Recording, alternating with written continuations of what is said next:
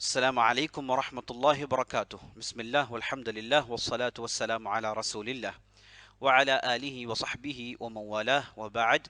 فقال الله تبارك وتعالى إن هذا لهو القصص الحق.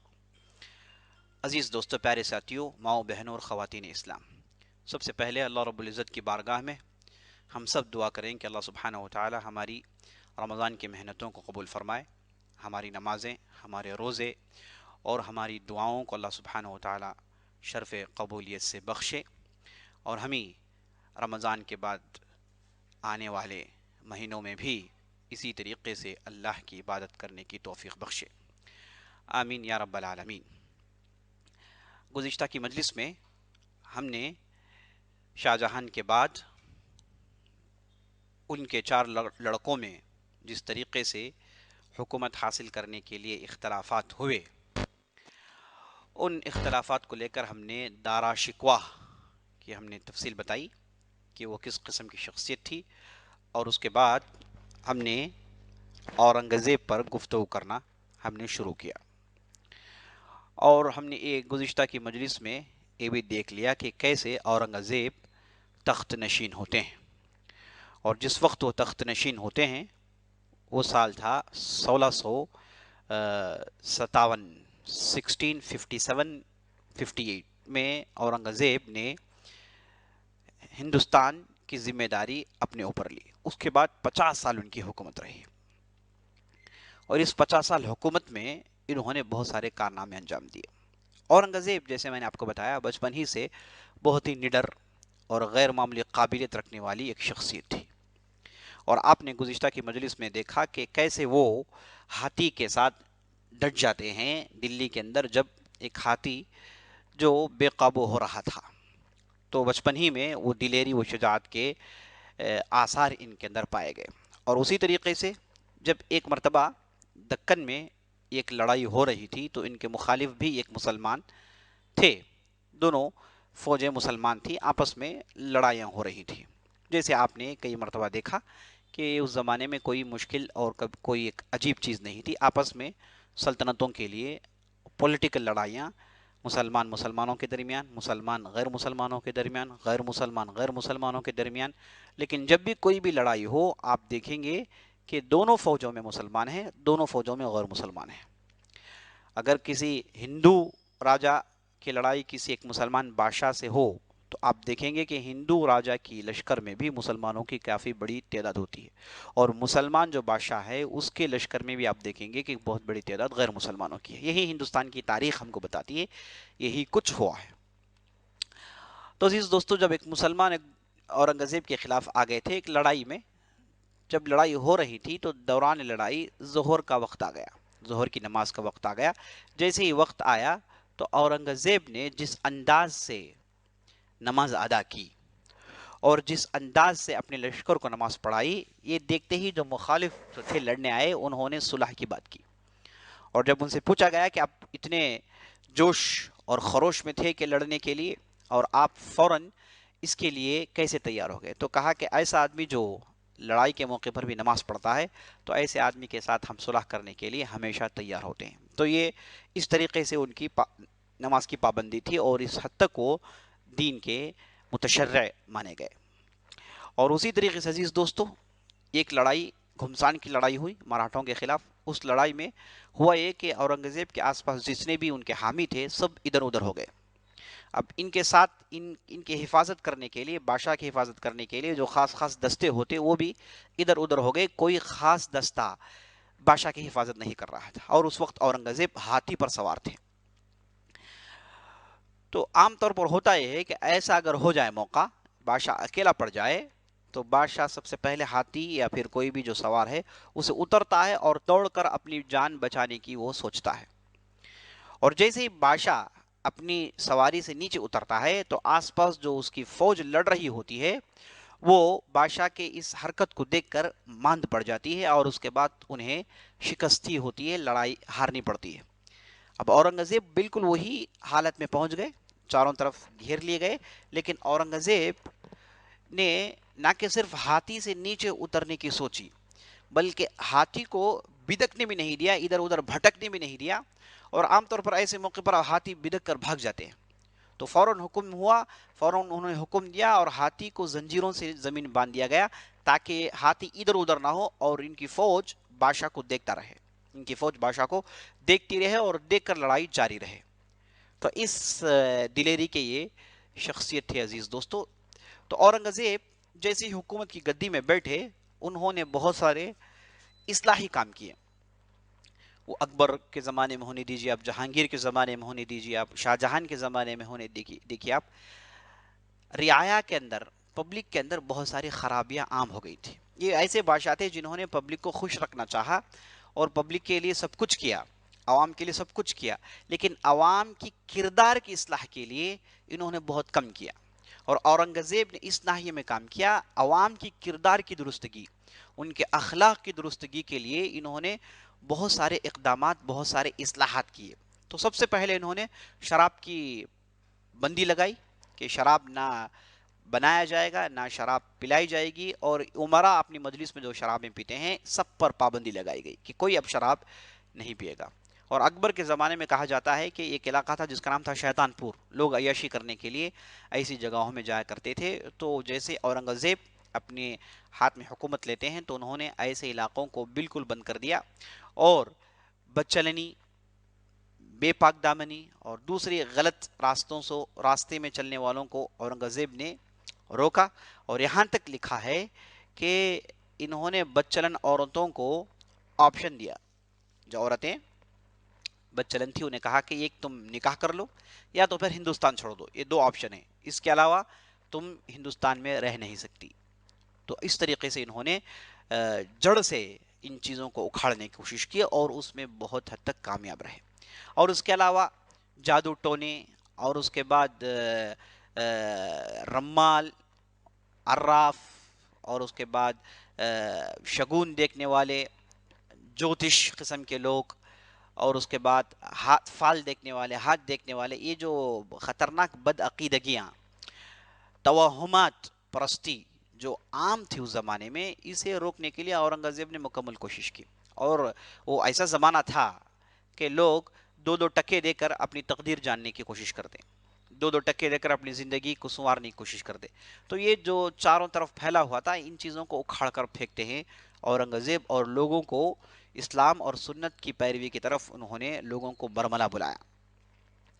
और औरंगज़ेब के जो उसूल थे जिस पर उन्होंने हुकूमत की, सबसे पहली चीज़ रियाया की खुशहाली, रियाया की खुशहाली, इसके लिए बहुत कुछ इन्होंने किया। और नंबर दो, इन्होंने टैक्सों और महसूलों को कम कर दिया।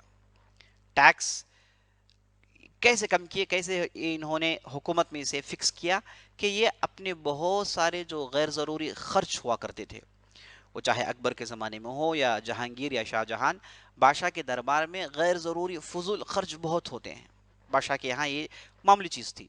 तो औरंगज़ेब आए, उन्होंने इन तमाम फजूल खर्चियों को रोका, और ये जो पैसे बच जाते थे इसके ज़रिए से इन्होंने टैक्स बहुत कम कर दिए थे। तो लोग बहुत खुश थे, हुकूमत को टैक्स बहुत कम देनी पड़ती थी। और उसके बाद तीसरा उसूल जिस पर इन्होंने हुकूमत की वो ये थी कि तालीम की तरक्की, सबको तालीम, एजुकेशन फॉर ऑल, हर आदमी तालीम के हकदार, तालीम का हकदार है और उसे तालीम सीखनी चाहिए। इस पर इन्होंने बहुत ही अच्छे अंदाज से काम किया। आगे चलकर आप चंद मिसालें देखेंगे। तो अजीज दोस्तों, औरंगज़ेब जैसा हम जानते हैं, उन्हें लोगों ने बहुत बदनाम करने की कोशिश की। ख़ास तौर पर इसमें मुसलमान भी हैं और गैर मुसलमान भी हैं। मुसलमानों में वो लोग हैं जो औरंगज़ेब के ये इस्लाही काम को पसंद नहीं करते थे। औरंगज़ेब के अंदर जो शरीयत की पाबंदी थी और दूसरे किस्म के अकीदों से दूरी और सुन्नत की कट्टर पाबंदी ऐसी थी कि दूसरे जो थे, जो गलत अकीदे के थे और सूफियत के भूल भुलैयों में घूमे हुए, भटके हुए मजजूब किस्म के लोग और गैर मामूली करामात के दावा करने वाले, गैर ज़रूरी करामात का आश्कार करने के दावे करने वाले, ये सब इनके मुखालिफ हो गए। तो इन्होंने उसी ज़माने से औरंगज़ेब को बदनाम करना शुरू कर दिया। और नंबर दो, जो गैर मुसलमान थे, जिन्होंने औरंगज़ेब के हाथों या फिर हारा था या फिर वो औरंगज़ेब के ताल्लुक़ से हासद में पड़े थे, इन्होंने इन्हें बदनाम करना शुरू कर दिया उसी ज़माने में। اب معاملہ یہاں تک پہنچ گیا ہے کہ آج ہم اس زمانے میں اس دور میں ہیں کہ اگر کہیں پر بھی کوئی بھی مندر پھوٹی ہے، ٹوٹی ہے ہندوستان میں، تو لوگ بغیر کسی جھجک کے، بغیر کسی ہچکچاہٹ کے کہہ دیتے ہیں کہ یہ اورنگزیب نے توڑ دیا۔ یہ ہندوستان میں اب یہ جو ہے عام ہے، جہاں کہیں بھی کوئی مندر پھوٹی ہے، کئی صدیوں پہلے پھوٹی ہے، تو فوراً کہہ دیتے ہیں کہ اسے اورنگزیب نے پھوڑ دیا۔ جہاں کہیں بھی مسجد ہے تو فوراً کہہ دیتے ہیں کہ یہاں پر مندر تھی، اسے ڈھانے کے بعد مسلمانوں نے مسجد بن دی، یہ مسجد بننے والے اورنگزیب ہے۔ وہ کہتے ہیں کہ لگ بھگ 60,000 مندروں کو پھوڑا ہے مسلمانوں نے۔ اور اس کے بعد اورنگزیب کے تعلق سے کہتے ہیں کہ یہ اس وقت تک کھانا نہیں کھاتے جب تک کہ ایک 100 سے لے کر 200 ہندوؤں کو یہ قتل نہیں کر دیتے، یا پھر اس سے بڑی تعداد، یا پھر انہیں مسلمان نہیں بنا لیتے، تب جا کے یہ اپنے دسترخوان میں بیٹھ کر کھانا کھاتے ہیں۔ ایسی بہت ساری بہکی بہکی باتیں، بے بنیاد باتیں اورنگزیب کے تعلق سے لوگوں نے عام کر کر رکھا ہے، اور اس کے پیچھے انگریزوں کا بھی بہت بڑا ہاتھ ہے۔ انگریزوں نے اورنگزیب کے اندر جو شریعت کی پابندی اور دین کی جو ہے زبردست جو پابندی تھی، اسے انہوں نے چھیڑ کر انہوں نے ہندوؤں کو ورغلایا۔ اصل میں ہندو اور مسلمانوں کے درمیان پھوٹ ڈالنے والے، آپس میں انہیں لڑانے والے مذہب کے نام پر وہ تھے انگریز۔ یہ ہم سب جانتے ہیں، اور ہر ہندو اور ہر مسلمان جانتا ہے کہ دراڑ ڈالنے والے یہی انگریز تھے۔ لیکن افسوس کی بات یہ ہے کہ ان دراڑوں کو سمجھ کر، ان دراڑوں کو بند کرنے کی کوشش نہیں ہوتی، بلکہ ان دراڑوں کو اور پھیلا کر اور کشادہ کر کے اور دشمنی کو بڑھانے کی بات آج کل ہندوستان میں ہو رہی ہے عزیز دوستو، جبکہ سب کو معلوم ہے کہ اس کے پیچھے انگریز کا بہت بڑا ہاتھ ہے۔ لیکن افسوس، جب کسی بھی قوم وہ اگر علم کا ساتھ چھوڑ دے، علم کے راستے پر چلنا چھوڑ دے، اور کٹر پن کو اپنے اندر لا لے، بربریت کو اختیار کر لے، خون خرابوں کو اپنا شیوا بنا لے، وہ ان لوگوں کے اندر وہ نصیحتیں کام نہیں کرتی، ایسی قومیں بہت جلدی برباد ہو جاتی ہیں۔ تو افسوس، ایسی چیزوں کو لے کر اورنگزیب کو ہمیشہ سے بدنام کرنے کی کوشش کی گئی۔ اب چلیے بعض ہندو رائٹرز جنہوں نے اچھی اچھی کتابیں لکھی اور اورنگزیب کی طرفداری کی، اس تعلق سے چند باتیں سن لیجیے۔ سب سے پہلے میں آپ کے سامنے پیش کرنا چاہوں گا پروفیسر جادو ناٹ۔ انہوں نے تاریخ اورنگزیب کے نام سے کتاب لکھی ہے، اس میں انہوں نے اورنگزیب کے تعلق سے بہت اچھی باتیں لکھی ہیں۔ انہوں نے کہا، حالانکہ کتاب میں بہت جگہ ایسی غلطیاں ہیں جنہیں ہم غلطیاں ہی کہیں گے، جس کی درستگی کی ضرورت ہے، لیکن بہت سارے مقامات کتاب کے اندر اچھے بھی ہیں، انصاف پر مبنی بھی ہیں۔ تو ایک جگہ جادو ناتھ لکھتے ہیں، ان کا نام جادو ناتھ سرکار بنگال کے تھے، اورنگزیب کی تاریخ ہندوستان کے 60 سال کی نہایت شاندار تاریخ ہے، اور انہوں نے کبھی بھی ہندوؤں کو جبرن مسلمان نہیں بنایا، اور کسی بھی ہندو کو امن کی حالت میں قتل نہیں کیا، یعنی غیر ضروری کسی بھی ہندو کو ہندو ہونے کی وجہ سے قتل نہیں کیا گیا تھا۔ یہ حالانکہ جادو ناتھ سرکار ایسے رائٹر ہیں جنہیں سمجھیے کہ مقبولیت حاصل ہے، سب پڑھتے ہیں انہیں۔ اور اسی طریقے سے میں آپ کے سامنے پی سی رائے، انہوں نے بھی ایک کتاب لکھی ہے اورنگزیب کے متعلق، اس میں انہوں نے صاف صاف کہہ دیا کہ شیواجی کے متعلق کہتے ہیں کہ اس کا مقصد ہندو دھرم کا احیاء اور وہ مغلوں کے خلاف جد و جہد کا رہنما تھا، جو کہ غلط بات تھی۔ یعنی شیواجی جو تھے وہ بھی اپنے مذہب کے لیے نہیں لڑتے تھے، وہ ہندو دھرم کو دوبارہ زندہ کرنا، ہندو دھرم کے وہ کوئی بہت بڑے آقا یا پیر یا پھر پیشوا رہنما نہیں تھے، وہ ایک بادشاہ تھے، مراٹھاؤں کے بادشاہ تھے۔ وہ اپنے پاس کئی ایسے مسلمان تھے جو ان کے فوج میں تھے، اور ان کے جو دادا تھے وہ خود مسلمانوں کے بعض پیروں کے بہت بڑے معتقد تھے، اور وہ جو پیر صاحب کا نام جی تھا، تو انہوں نے اپنے لڑکوں کے نام میں جی جی رکھا، شیواجی، اور جتنے بھی آپ دیکھیں گے شریف جی بعض ان کے جو ہے نام بھی ہیں۔ تو اس طریقے سے یہ کہتے ہیں کہ یہ مذہب کے نام سے اورنگزیب کے زمانے میں جو شیواجی تھے اورنگزیب کے زمانے میں تھے، تو مذہب کو لے کر جہاں کوئی بھی لڑائی نہیں ہوئی، بلکہ جتنی بھی لڑائیاں ہوئی قبلی لڑائیاں تھی، قومی لڑائیاں تھی، بستیوں کے لیے لڑائیاں تھی، سرپرستی اور بادشاہی کی لڑائیاں تھی، کہیں پر بھی مذہب کو بنیاد بنا کر کسی نے نہیں لڑا، نہ اورنگزیب نہ شیواجی نے۔ تو یہ بہت اچھی بات تھی۔ اور اس کے بعد ایک مشہور رائٹر جن کا نام تارا چند ہے، انہوں نے ہندوستان کی تاریخ میں بہت کچھ لکھا ہے، تو بہت اچھے انداز سے کہتے ہیں کہ بعض لوگ یہ سمجھتے ہیں کہ اورنگزیب کی پالیسی مذہب کو پھیلانا تھا، یعنی اسلامی مذہب کو پھیلانا تھا اور ہندو مذہب کو پیچھے ڈھکیلنا تھا، بعض لوگ یہ سمجھتے ہیں۔ جبکہ اورنگزیب کی تاریخ پڑھتے ہیں تو کہتے ہیں کہ ہم کو یہ بات معلوم ہوتی ہے کہ ان کے پاس ایسی کوئی پالیسی نہیں تھی، ان کی پالیسی حکومت چلائے، بہترین انداز سے ایڈمنسٹریٹ کریں، یہی ان کی پالیسی تھی. کسی بھی ایک مذہب کو دبا کر ایک دوسرے مذہب کو آگے کرنا ان کی پالیسی میں یہ بات نہیں تھی. تو میں نے آپ کے سامنے بعض ہندو رائٹرز کی مثالیں دی ہیں جو کہ مشہور رائٹرز ہیں. تو انہوں نے اپنی کتابوں میں صاف صاف کہہ دیا کہ اورنگزیب ایسی طبیعت کے آدمی نہیں تھے. اور اورنگزیب کے تعلق سے یہ بھی مشہور ہے کہ یہ مندروں کو پھوڑا کرتے تھے. جبکہ ہم جتنے بھی مندریں ان کے زمانے میں پھوڑی گئیں ان کا آپ ان کی ایک لسٹ آپ نکالیں گے تو 2 ایسے مندریں نظر آتی ہیں جہاں اورنگزیب کے حکم پر پھوڑی گئی، اور کئی ایسی مسجدیں ہیں جنہیں اورنگزیب کے حکم سے ڈھایا گیا. کئی مسجدیں ہیں. تو مسجد ہو کے مندر، ان کے پھوڑنے کے پیچھے کچھ نہ کچھ ایک ریزن تھا. کوئی پولیٹیکل ریزن، کوئی دوسرا ریزن ہوا کرتا تھا جس کی وجہ سے وہاں کے عوام کی طرفداری کے ساتھ، وہاں کی جو عوام تھی ان کی حمایت کے ساتھ ایک کام ہوتا تھا. مثال کے طور پر وارانسی میں ایک مندر کو پھوڑا گیا تھا اورنگزیب کے حکم پر، لیکن اس مندر کو جب پھوڑا گیا تو مندر کو پھوڑنے کے لیے ساتھ دینے والے وہاں کے دوسرے ہندو راجپوت بادشاہ تھے اور دوسرے ادھر کے پجاری تھے جنہوں نے اورنگزیب سے کہا کہ پھوڑا جائے. تو اس کے بعد اورنگزیب نے پھوڑا، لیکن ان تمام چیزوں کو دبا کر صرف یہ کہا جاتا ہے کہ اورنگزیب نے وارانسی میں ایک مندر کو پھوڑ دیا. اس مندر کو پھوڑنے کے پیچھے کہا جاتا ہے واقعہ کہ اورنگزیب اپنے لشکر کے ساتھ وہاں سے گزر رہے تھے تو وہاں کے جو لوکل راجا تھے انہوں نے اورنگزیب سے کہا کہ آج ہمارے یہاں تہوار ہے، ہمارے رانیاں ندی میں جاتی ہیں نہانے کے لیے، اسنان کرنے کے لیے، تو آپ 1 دن 2 دن کے لیے رک جائے. تو اورنگزیب نے فوراً ان کی دعوت پر لبیک کہا اور رک گئے. اب ہوا یہ کہ جب رانیاں نہا کر واپس آ رہی تھی تو ایک رانی گم ہو گئی. تو ادھر ادھر تلاشی ہوئی لیکن کچھ پتہ نہیں چلا. تو بات یہ اورنگزیب کو پہنچی تو اورنگزیب نے فوراً اپنے اہم عہدیداروں کو حکم دیا کہ جائیں، جا کر فوراً تلاش کر کے نکالیں. تو وہ پورے فل فلج تلاش میں اترتے ہیں تو آخری میں سراغ ملتا ہے کہ کسی ایک مندر کے اندر کچھ آوازیں آ رہی ہیں نیچے سے. تو اورنگزیب نے فوراً حکم دیا کہ دیکھیں کیا ہے. جب ادھر گئے تو دیکھیں کہ اوپر ایک مورتی رکھی ہوئی ہے اور نیچے سے آوازیں آ رہی ہیں. تو مجبوراً مورتی ہٹانا پڑا. تو دیکھا کہ اس کے نیچے تہ خانہ ہے، نیچے راستہ جا رہا ہے. تو جب لوگ راستے میں داخل ہوئے نیچے جا کر دیکھے تو ادھر رانی کو پاتے ہیں جن کے ساتھ عصمت ریسی ہو گئی تھی. اور اس کے بعد آس پاس کے جتنے بھی جو بھی پجاری اور جو بھی بادشاہ تھے، چھوٹے چھوٹے جو بھی بادشاہ تھے، انہوں نے اورنگزیب سے مطالبہ کیا کہ جس نے بھی کیا اسے سخت سزا دینی چاہیے. تو اورنگزیب نے فوراً چیک کیا تو معلوم ہوا کہ کوئی سوامی جی تھے جن سے یہ غلطی ہوئی. اور اس کے بعد لوگوں نے کہا کہ یہ مندر اب یہ ناپاک ہو گئی ہے، اب یہاں پر مندر رکھنا مناسب نہیں ہے. تو اس لیے ان لوگوں کے کہنے پر اس مندر کو ڈھایا گیا تھا. ایسے ہی ہوا ہے. اورنگزیب کے تعلق سے آپ دیکھیں گے تو یہ ان کے زمانے میں جتنی بھی بڑی بڑی مندریں تھیں ان کے لیے انہوں نے وقف کیا. متھرا کی ایک مشہور مندر تھی، آج بھی ہے. آج بھی وہاں کے جو ذمہ دار ہیں ان کے پاس اورنگزیب کے دستاویز ہیں جس میں اورنگزیب نے ان کے لیے وقفیں کی ہیں بہت ساری جگہ.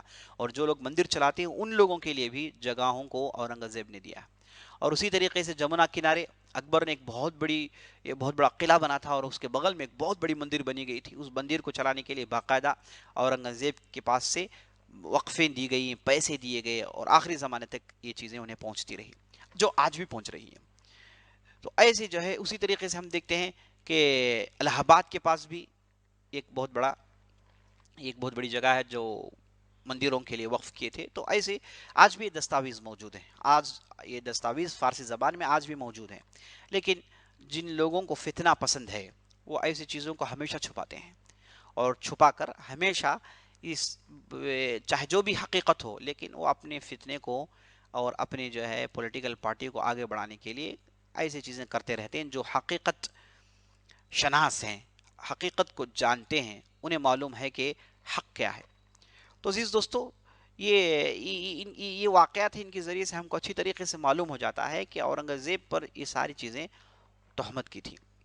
تو چلیے آگے بڑھتے ہیں. اورنگزیب کے زمانے میں جو بہت ہی اہم ایک کام ہوا وہ یہ کہ یہ علماء کو اپنے قریب رکھتے تھے. ان کے پسندیدہ بعض علماء تھے جنہیں وہ ہمیشہ اپنے پاس رکھتے تھے. ان میں سب سے پہلے محمد میر زاہد ایک بہت بڑے عالم گزرے ہیں جو ان کے سمجھیے کہ خاص مشیر تھے اور ان کے آس پاس عام طور پر ہوا کرتے تھے. اور نمبر 2 درجے پر مولانا محب اللہ بہاری تھے جنہیں اورنگزیب اپنے پاس رکھا کرتے تھے، جن کے بہت بڑی عزت ان کے دل میں تھی.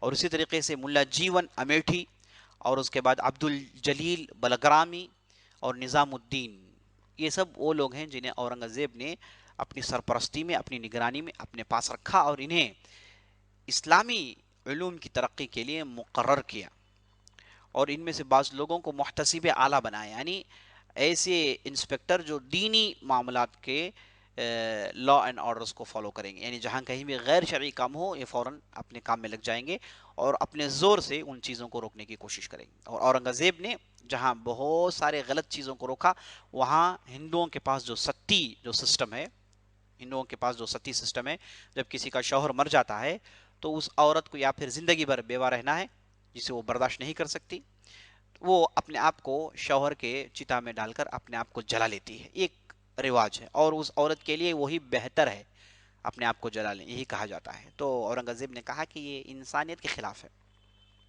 آج بھی یہ ہندوستان کے قانون میں جائز نہیں، اور اورنگزیب نے برملا کہہ دیا کہ یہ چیز جائز نہیں، یہ انسانیت کے خلاف ہے. کوئی بھی عورت اپنے آپ کو جلا نہیں سکتی، وہ بیوہ رہنا چاہے تو رہیں، اس کی مرضی، لیکن یہ جلانا میں اس کی اجازت دے نہیں سکتا. تو ایسی چیزوں کو اورنگزیب نے ختم کیا تھا. عزیز دوستو، تو میں بتا رہا تھا کہ ان کے یہاں ایک بہت بڑے مولانا تھے جن کا نام تھا نظام الدین لکھنوی. انہوں نے بہت ساری کتابیں لکھی جنہیں اورنگزیب نے سلیبس میں شامل کیا، اور یہ جو سلیبس جو بنا اسے کہتے ہیں درس نظامی، جس میں علوم اسلامیہ کے اہم علوم کی اہم کتابیں ہیں جنہیں آج بھی سارے ہندوستان اور پاکستان میں مدارس میں ان کتابوں کو پڑھایا جاتا ہے. تو یہ جو کتابیں ہیں جو بہت ہی اہم کتابیں، ان کتابوں کو اس سلیبس بنانے والے، اس سسٹم کو بنانے والے، جن کے جو ذمہ دار تھے وہ تھے نظام الدین لکھنوی صاحب. اور یہ ان کے جو لڑکے ہیں جن کا نام عبد الحی لکھنوی، جو مدراس آئے، اور ان کا لقب بحر العلوم تھا. یہ مدراس آئے تھے، آج بھی مدراس میں ان کی مزار پائی جاتی ہے. اور جب تعجب کی بات یہ ہے کہ یہ جو عبد الحی جو لکھنوی تھے، انہوں نے کتاب لکھی ہے جس کا نام رسالت توحید. اس میں انہوں نے توحید کو اجاگر کیا، اور بہت بڑے شریعت کے پابند تھے. لیکن آج جو ہو رہا ہے ان کے مزار پر، شاید وہ زندہ ہوتے وہ بھی ان چیزوں سے راضی نہ ہوتے. تو یہ جو نظام الدین جو تھے، انہوں نے درس نظامی لکھی، اور درس نظامی میں جو بھی سلیبس میں جو بھی کتابیں رکھی گئی، اس سے اورنگزیب ہر کتاب کے تعلق سے علم رکھتے تھے اور ان چیزوں کو پڑھ چکے تھے، اور ان کی نگرانی میں سمجھیے کہ یہ درس نظامی کا پورا کام ہوا. اور اس کے ساتھ ساتھ اس میں درس نظامی میں پوری کتابیں نظام الدین لکھنوی کی نہیں تھی، بعض کتابیں ان کی تھی، اور بعض کتابیں میر زاہد اور ملا محب اللہ بہاری کی بھی شامل تھیں. ان کے ذریعے سے پورا سسٹم بنا جو آج بھی یہ سسٹم چلا آ رہا ہے. اور اس میں بہت ساری خوبیاں بھی ہیں، لیکن بعض ایسی چیزیں ہیں جنہیں ضروری ہے بدل دیا جائے. اور اس میدان میں اس سے بہتر کتابیں آ گئی ہیں، اس میدان میں اس سے بہتر کاوشیں، محنتیں، ریسرچز ہو گئے ہیں. بہرحال ایک الگ موضوع ہے. اب چلیے ہم فتاوی عالمگیریہ کے تعلق سے سنتے ہیں. فتاوی عالمگیریہ ایسی فتووں کی کتاب ہے، سمجھیے کہ جو آج ہندوستان میں مذہب حنفی یا پھر جو بھی اسلامی علوم سے تعلق رکھتے ہیں ان کے لیے ایک بہت ہی مستند فتویٰ ہے.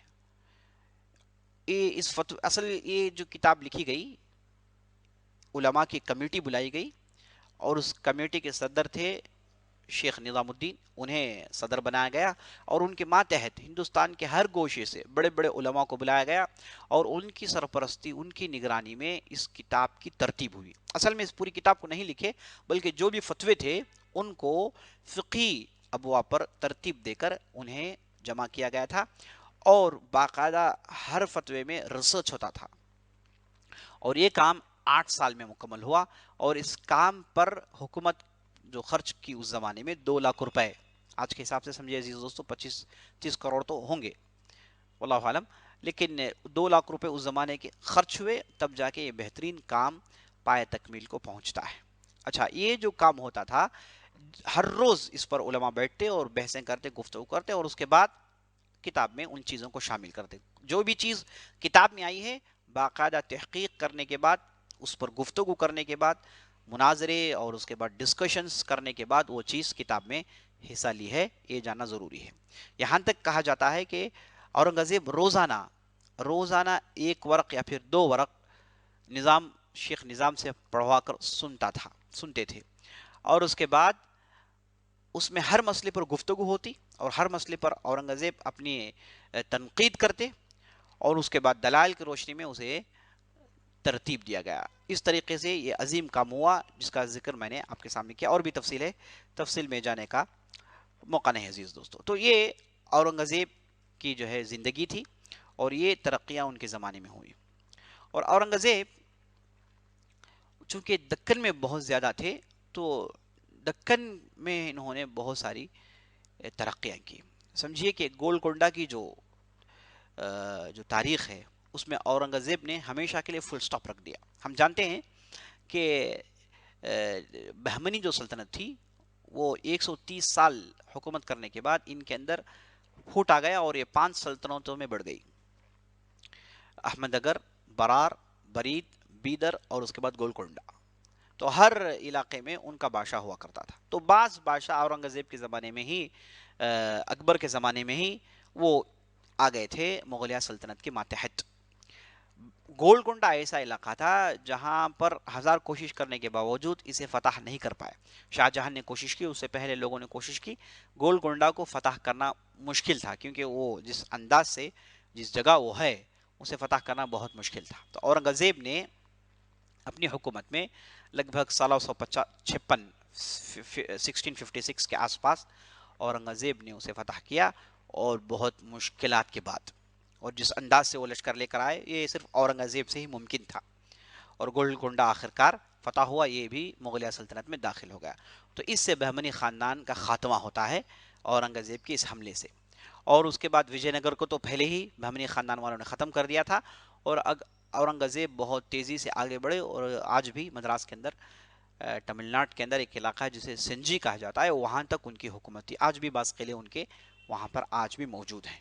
تو اس انداز سے اورنگزیب کی حکومت تھی عزیز دوستو. اور 1707 میں ان کی وفات ہو جاتی ہے. 1707 میں 90 سال کی زندگی گزارنے کے بعد، 50 سال حکومت کرنے کے بعد وفات پا جاتے ہیں. اور انہوں نے اپنے صحت کو ہمیشہ مضبوط رکھا کیونکہ کوئی کسی بھی قسم کی حرام خوری یا پھر حرام چیزوں میں اپنے آپ کو انہوں نے ملوث پایا ہی نہیں. اور وہ خود نوجوانی میں بہت بڑے میوزیشین تھے، میوزک کے پورے ہنر جانتے تھے. لیکن جب سے گدی میں آئے، حکومت میں آئے، انہوں نے ان تمام چیزوں کو روک دیا اور شہنائیاں، غیر ضروری جشن، غیر فضول خرچ، ان تمام چیزوں کو اپنے دربار سے انہوں نے نکال دیا تھا. تو ایک زبردست حکومت کرنے کے بعد یہ وفات پا جاتے ہیں. ان کے بعد ان کے لڑکے آتے ہیں، ان کے درمیان بھی باقاعدہ لڑائیاں ہوتی ہیں. ان کے بعد سمجھیے کہ لگ بھگ 20 سے زیادہ شہزادے آئے جو مغل کے تھے جنہوں نے حکومت کی، لیکن کوئی بھی کامیاب ہو نہیں پایا، کوئی بھی کامیابی حاصل نہیں کر پایا. اورنگزیب کے بعد مغلیہ سلطنت کا عروج زوال میں بدل جاتا ہے. اورنگزیب کے بعد مغلیہ سلطنت کا سورج غروب ہو جاتا ہے. اس کے بعد ہم نے صرف آپس میں لڑائیاں دیکھی اور ایک تنظیم کے ساتھ ایک مضبوط حکومت ان کے اولاد نے قائم کرنے سے اپنے آپ کو مجبور سمجھا، کر نہیں پائے. بہت سارے آئے، خاص طور پر محمد شاہ ایک آئے اور اعظم شاہ آئے، لیکن کسی سے بھی وہ کام نہیں ہو سکا جو کام ان 6 باپوں نے کر دکھایا تھا. تو یہ جو اورنگزیب تک کا جو زمانہ ہے، آپ لگائیے حساب، 1555 سے لے کر اورنگزیب کی وفات تک 1707، لگ بھگ یہ زمانہ تھا جو انتہائی عروج کا تھا. تو اورنگزیب کے بعد ان کے جو دوسرے لڑکے آئے، معظم شاہ، ان کی بھی حکومت کے بعض حصے آپ اورنگزیب میں جوڑ لے سکتے ہیں. تو اس اعتبار سے 1725 تک آپ حساب لگائیں، 1555 سے لے کے 1725 تک یہ عروج کا زمانہ تھا.